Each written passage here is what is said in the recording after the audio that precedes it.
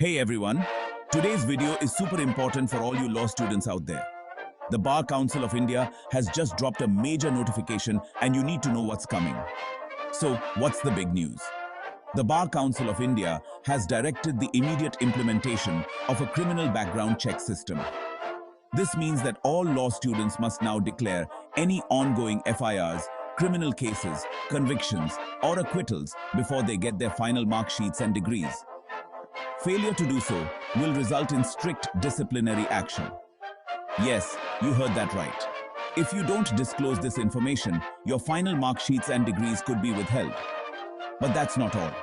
The BCI has also laid down some new mandates for centers of legal education.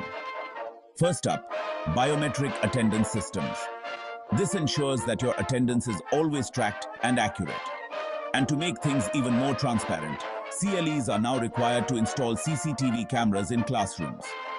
This move aims at maintaining transparency and accountability in attendance and conduct.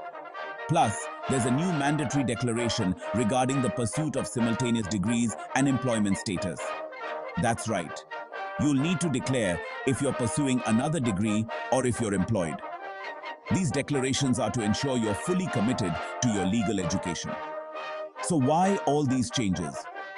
The BCI wants to uphold the ethical standards of the legal profession. They believe that maintaining a clean record and being transparent about your commitments will help in producing better, more accountable lawyers. That's all for now, but stay tuned for more updates. If you found this video helpful, don't forget to like, share, and subscribe. See you in the next one.